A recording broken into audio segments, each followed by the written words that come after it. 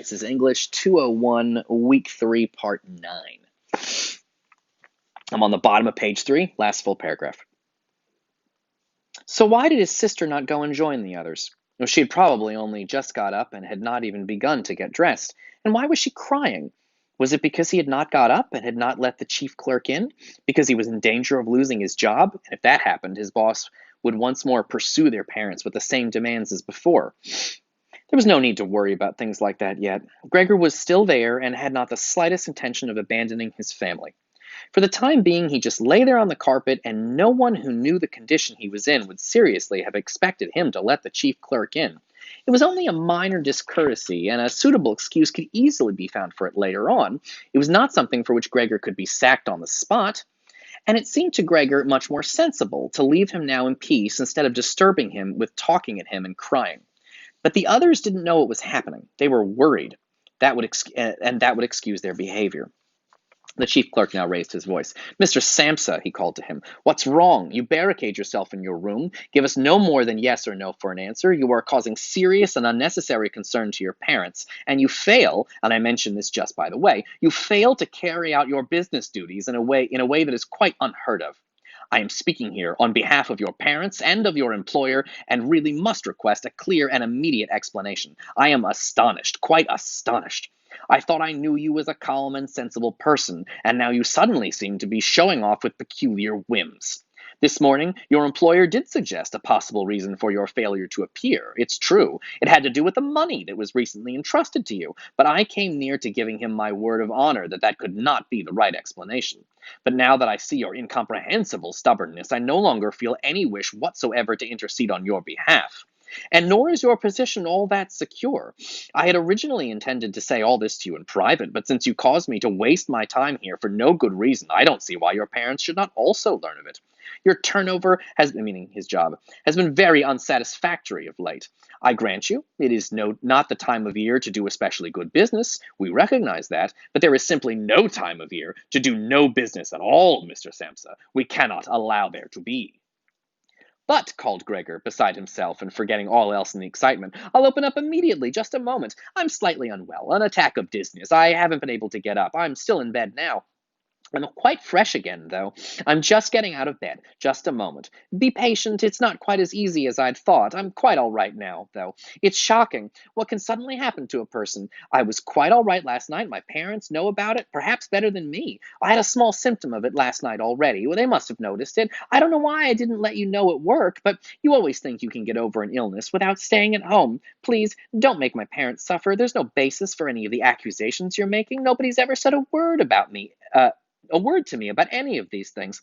Maybe you haven't read the latest contracts I sent in. I'll set off with the 8 o'clock train as well. These few hours of rest have given me strength. You don't need to wait, sir. I'll be in the office soon after you, and please be so good as to tell that to the boss and recommend me to him. And while Gregor gushed out these words, hardly knowing what he was saying, he made his way over to the chest of drawers. Well, this was easily done because of the practice he'd already had in bed, where he now tried to get himself upright. He really did want to open the door, really did want to let them see him and speak with the chief clerk. The others were being so insistent, and he was curious to learn what it was they would say when they caught sight of him. If they were shocked, then it would no longer be Gregor's responsibility, and he could rest. If, however, they took everything calmly, he would still have no reason to be upset, and if he hurried, he really could be at the station by 8 o'clock. The first few times he tried to climb up the smooth chest of drawers, he just slid down again, but he finally gave himself one last swing and stood there upright. The lower part of his body was in serious pain, but he no longer gave any attention to it. Now he let himself fall against the back of a nearby chair, and he held tightly to the edges of it with his little legs. By now, he had also calmed down and kept quiet so that he could listen to what the chief clerk was saying. "Did you understand a word of all that?" the chief clerk asked his parents. "Surely he's not trying to make fools of us." "Oh, God," called his mother, who was already in tears. "He could be seriously ill, and we're making him suffer. Greta, Greta," she then called.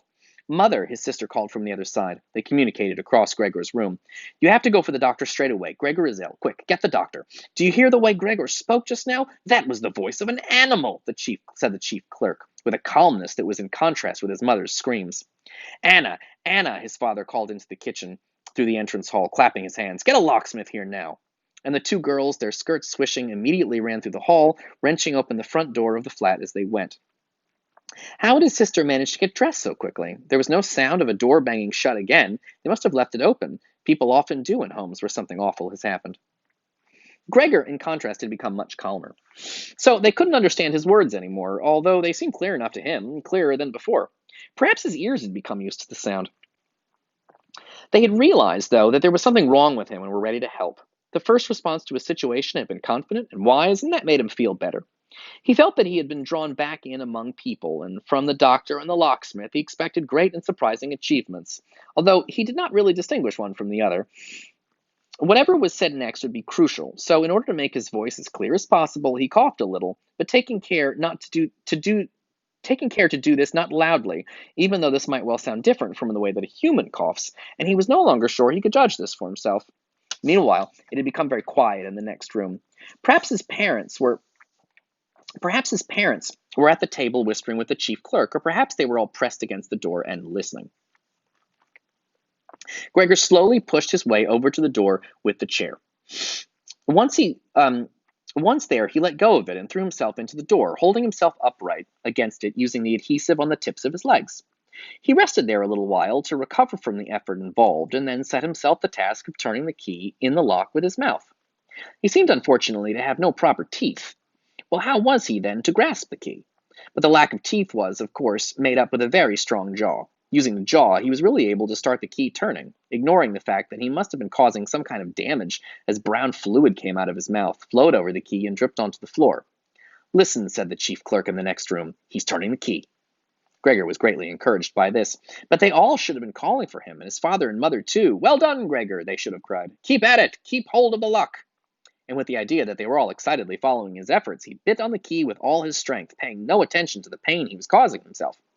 As the key turned round in the lock with it, only holding himself upright with his mouth, and hung on to the key, or pushed it down again with the whole of his body weight as needed. The clear sound of the lock as it snapped back was Gregor's sign that he could break his concentration, and as he regained his breath, he said to himself, so I didn't need the locksmith after all. Then he lay his head on the handle of the door to open it completely.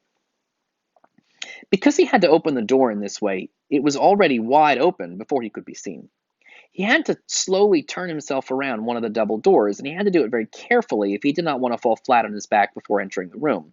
He was still occupied with this difficult movement, unable to pay attention to anything else, when he heard the chief clerk exclaim in a loud, "Oh!" which sounded like the soughing of the wind. Now he also saw him. He was nearest to the door, his hand pressed against his mouth, and slowly retreating as if driven by an invisible force.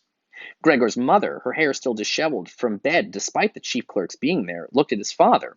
Then she unfolded her arms, took 2 steps toward Gregor, and sank down onto the floor, into her skirts that spread themselves out around her as her head disappeared onto her breast. His father looked hostile, and clenched his fists as if wanting to knock Gregor back into his room. Then he looked uncertainly around the living room, covered his eyes with his hands, and wept so his powerful chest shook. Gregor did not go into the room, but leant against the inside of the other door, which was still bolted in place. In this way only half his body could be seen, along with the head above it, which he leant over one side as he peered out at the others. Meanwhile, the day had become much lighter. Part of the endless gray-black building on the other side of the street, which was a hospital, could be seen quite clearly with the austere and regular line of the windows piercing its facade. The rain was still falling, now throwing down large individual droplets which hit the ground one at a time. The washing up from breakfast lay on the table. There was so much of it because, for Gregor's father, breakfast was the most important meal of the day, and he would stretch it out for several hours as reading a number of different newspapers. On the wall exactly opposite, there was a photograph of Gregor when he was a lieutenant in the army, his sword in his hand and a carefree smile on his face as he called forth respect for his uniform and bearing. The door to the entrance hall was open. As the front door of the flat was also open, he could see onto the landing and the stairs where they began their way down below. I guess I'll stop there and pick it up in the next video. All right, cool. Good job, everybody.